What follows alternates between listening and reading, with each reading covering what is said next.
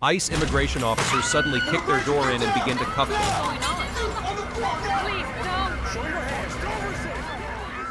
Amidst the chaos, Lily and her brother JP try to reach each other but are knocked out.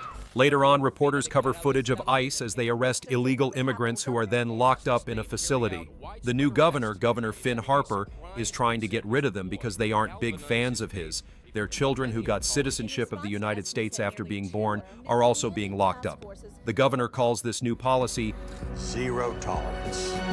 After a while, we see JP in his cell staring into space. Just then, he notices Lily as she's being dragged out by the officers and calls out to her, but she doesn't notice him. Lily is then hustled into a bus and driven off somewhere. The next morning, JP wakes up to see a not-so-welcoming message on the wall beside him. He's jolted back to reality as an angry dog barks beside him, stirring him to life. A few days pass and JP is led to a room where he meets an immigration officer who had sided with the illegal immigrants on TV. She offers him different ways of reuniting with his parents, but most of them involve shelling out substantial sums of money or getting a lawyer. Among all the solutions she provides, taking part in a volunteer program for the elderly is the simplest way out. She tells JP that it's up to him to decide, but JP reminds her that he doesn't exactly have a choice. It's not like he's got a locker filled with money or something. Later on, JP and some others are briefed on the program they've been invited to participate in. After that, we're introduced to some of the other kids. Meet Camila Montez, a political activist and a diva with an attitude that could spit fire. That's some racist shit, though. To assume that I use drugs? Do I assume you dance poorly to Vanilla Ice, dressed in your khaki shorts while stress eating a kale salad? Well, that's exactly what I'd expect from Wednesday Addams. The next character? Chris Morales. His anxiety levels are so high they'd be competing with a mountain, so much that he doesn't even want to drink water that hasn't been tested. Our utmost apologies, Your Royal Highness. And then there's Big Mac, a black Latino who messes around with his interviewers, and he's a classic womanizer. He even claims to have spent some time in jail for stealing women's hearts. Well, welcome to jail too, bro. Big ladies need love too. Finally, Micah, a mystery girl from Argentina, joins them. Upon arriving at the elderly home, the volunteers meet Eric Dane, the organization's founder, who warmly welcomes them. He also makes a passing remark about how they would probably leave the facility with a more profound appreciation for life. And I promise you, you stick with the program, you're going to leave this place more mature. They are then introduced to security guards, Cynthia and James, who inform them that they must wear trackers at all times, raising some suspicions among the newcomers. The volunteers are then tasked with engaging the dementia-stricken elders through activities like chess and reading to prevent them from wandering off. Your job is to play chess, read to them, blah, blah, blah.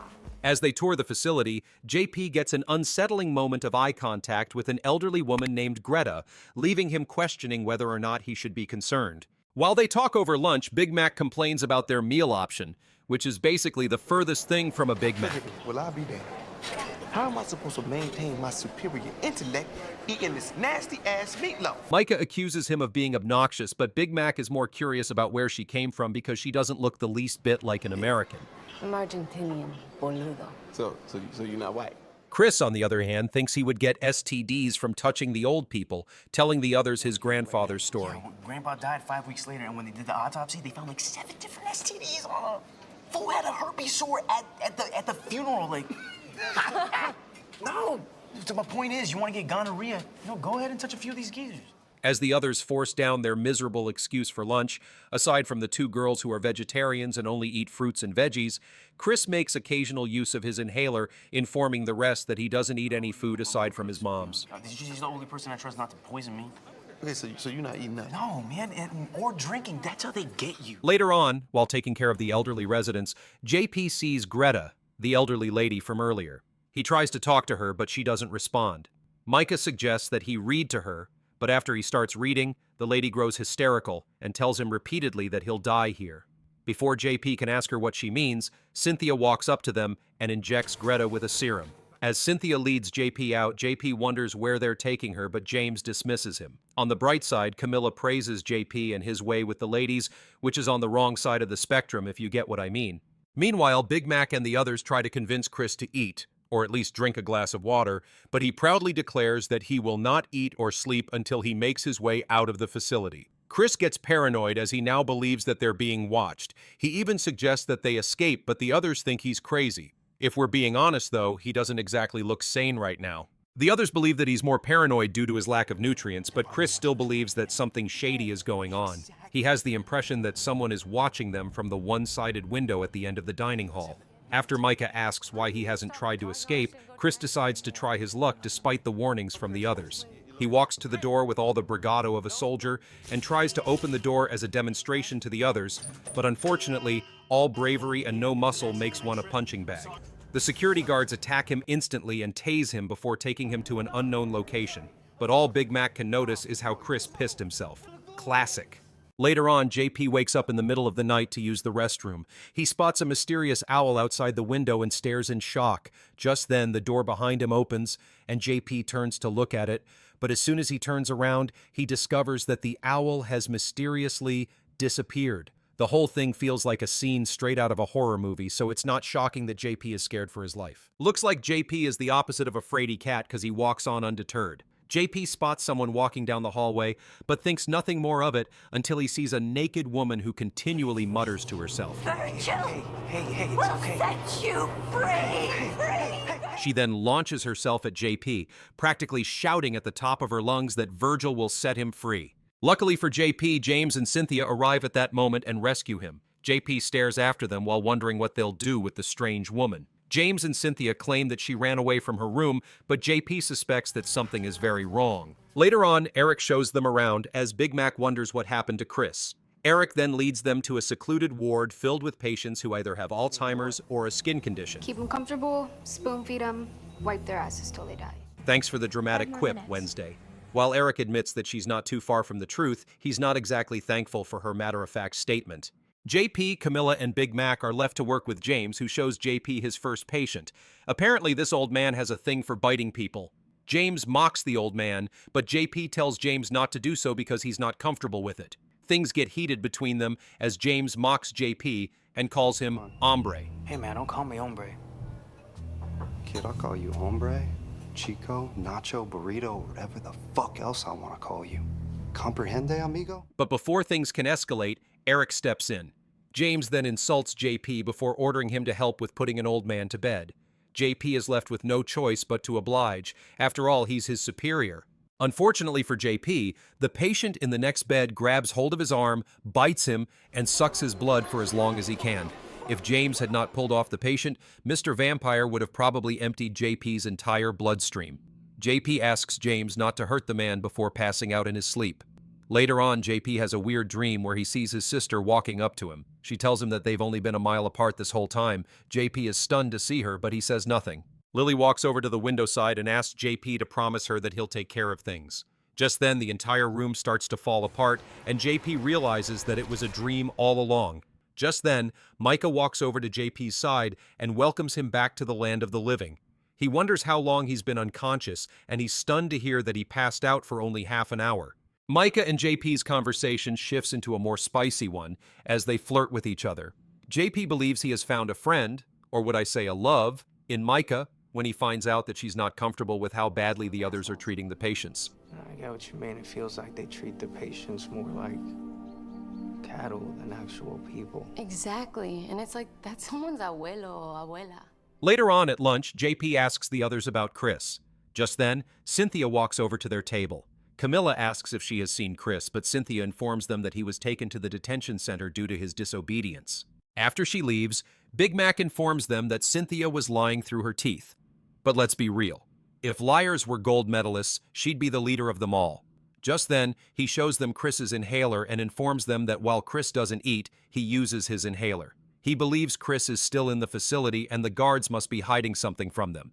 Later on, Big Mac is assigned to an elderly patient named Philip, but rather than make his dad-sitting job easier, he decides to bring him a hot date. And guess who it is? It's Greta. Oh yeah, get your little elderly edition of Netflix and don't die on me. You laugh, y'all laugh in the inside. I ain't gonna let y'all play with me, I'm funny. While Big Mac tries to set up the TV, Philip's body starts making funny movements. Greta tries to draw Big Mac's attention to it, but he's too busy trying to set the scene. Big Mac soon walks up to Philip to tell him that the DVD set is no longer working, but he's shocked when he doesn't get off the bed. In a shocking turn of events, Philip comes back to life like a possessed zombie and loses all control. His life force soon drains from him as his body contorts into a weird position. Big Mac runs for his dear life as Philip runs toward him while Greta screams in horror. The following morning, Eric addresses the volunteers and claims that he has no idea what happened to Philip, but we all know he's a lying son of a bitch. Meanwhile, Big Mac narrates what he saw to JP. He tells him that he's seen some horrific things in the world, but this has got to be the most terrifying of them all. Seriously, it's the most disturbing thing I've ever seen in my life. Just then, Eric overhears what Big Mac has been saying and asks him if he'd like to chime in, but Big Mac tells him that he just feels bad for Mr. Philip. After the meeting, Eric summons James and JP to the front yard where he introduces them to Virgil, his pet owl.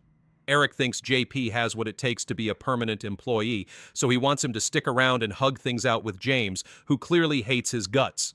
For Eric's sake, JP acts as though he's interested, even though he has no intention of staying. As James hugs JP, he informs him that he'll make sure to make his life a living hell. JP, not one to miss an opportunity, decides to hug James for slightly longer than he's comfortable with, but before James can pull away, he seizes the opportunity to steal the key to their trackers. At night, he unlocks the tracker using the key and visits Mac's room. He stops in front and is surprised when he hears music from the other side of the room. He decides to join in on the fun, but is shocked when Big Mac dances in sync to a beat while wearing a white face mask. Big Mac pretends not to be embarrassed by this and asks JP to wait for him outside. JP then leaves for Camila's room. He dangles the keys in front of her and invites her to a pool party, but she drags him instead. Camila teases JP about his obvious crush on Micah, but she doesn't blame him, because if she was into girls, she would try to hit that too. JP then gives Camila a look that says, "I'd kill you if I got the chance," but she tells him she's just kidding. A few minutes later, JP stops at Micah's room, and she's pleasantly surprised to see him. She asks him what he's doing there, and she invites him to a pool party. While they talk over brandy, JP flirts with Micah. The poor guy has his eyes glued to Micah like she's the last iced coffee in a desert. And hey, Micah notices, she's no fool. She flirts back, because what's a little chemistry? Things get a little more heated between them as one thing leads to another, and they find themselves in JP's bedroom. JP asks Micah if she's really sure that she wants to do this, and she says yes. JP watches her in a dreamlike trance as she walks up to him. When JP gets out of bed the next morning, he nearly dies of a heart attack. There, right beside him in bed, is someone's great-grandmother, looking like she took a wrong turn on her way to bingo night. Naturally, he screams like a man and wonders if he had just slept with his great-grandma, but Micah walks in and asks her what she's doing there. She helps the old lady out of his bed and tells him that she had probably wandered in there because of her dementia. Later on, Big Mac asks JP whether or not he smashed Micah last night. JP tells him he did, and Mac congratulates him like a proud dad. Respect, did not know you had that type of game, baby. Hey, now you know. JP then spots Greta playing with the very same finger scooters that his sister Lily used to make for the entire family. When JP asks Greta about the scooters, she reacts by shaking and grabbing his hand tight. James and Cynthia quickly run over to them and sedate Greta before taking her away. After they leave, Micah walks up to JP and tries to cheer him up, but he's more concerned about where they're taking Greta. They then join the others, who inform them that they can't remember anything that happened the previous night. But it turns out that Big Mac isn't the only one with a short memory span. Even Camila can't remember a single thing about how the night ended. Camila tries to pack her hair in a ponytail, but JP notices a mark on her neck and tries to inspect it. Naturally, she tells him to fuck off. He finally explains that he just saw what looks like a bad hickey on her neck. Micah asks if she remembers being sedated, but Camila reminds her that being sedated means you can't remember anything. And Wednesday spits fire again. At night, JP sneaks into the sickbay and discovers that Greta is actually his sister, who he recognized with a butterfly tattoo behind her ear. Before he can free her, James discovers JP and knocks him out. The next day, the gang grows worried when JP doesn't return, leading Micah and Mac to search Eric's office while Camila remains outside as a lookout. Mac finally finds the plans for a grinding machine after a long period of searching. As James enters the room, he doesn't notice them hiding in the corner. He steals some of Eric's brandy before leaving, while Micah and Mac narrowly escape capture. Meanwhile, JP wakes up in a wheelchair alongside two people who seem like they're his peers, but have wrinkled faces. Not long after, JP learns that the same shit has happened to him. He soon finds himself alone in the room with no way out except to enter a password. He tries several passwords, but they don't work. After several failed attempts, JP recalls the old woman's advice that Virgil will set him free and the door finally unlocks. And while our boy JP is busy escaping adulthood, Eric and Governor Finn, co-owners of Liberty Burgers, are at one of their restaurants celebrating impressive profits. When Finn inquires about any recent complaints regarding the burger patties, Eric confidently explains that there's zero issues because he's discovered the perfect substitute for ham. Nothing to worry about. The sedatives keep the kids in check. We also lace them with highly effective hormones, tenderizing their bodies by more than 20%. Prototype produces twice the number of patties in half the time of your average assembly line. We have more product than we know what to do with. And the results are the same across all 12 of our facilities. Which means, Governor, we have a commercially reliable product that's safe to eat, tastes just like the real thing. And best of all production costs are covered by John Q. taxpayer. Damn. Back at the facility, JP ventures into the production area and is horrified to discover lifeless bodies preserved in plastic bags. It turns out that, due to the high cost of genuine meat, Eric has been using human meat and bones, sourced by slaughtering young immigrants, to make the burger patties. The hormones used to tenderize the flesh cause accelerated aging in the illegal immigrant population, a side effect that conveniently masks their gruesome operations. In a state of panic, JP attempts to flee but runs into Micah. When he insists on warning the others, he is stunned to see her team up with James to knock him out, a betrayal compounded by the revelation that Micah was actually working as Eric's spy. For the record, we never happened. I don't fall out. Meanwhile, Mac hides in the facility's vents and discovers that everyone is being drugged. He sneaks above Camila's room and hands her a key to remove her tracker. Determined to escape with Big Mac and the others, Camila searches for JP. While investigating the dining hall, she confirms Chris's suspicions about a one-way window, but collapses before informing anyone. When she wakes up, she realizes that half her face has aged, and JP warns her that their time is running out. Despite their weakened state from sedatives, they devise an attack plan. The group, including the elderly, ensures James, Micah, and Cynthia are alone before ambushing them. JP is then tackled by a guard who rips out his piss bag, causing him immense pain, but he fights back. Seeing JP struggling, Big Mac leaps down and snaps the guard's neck.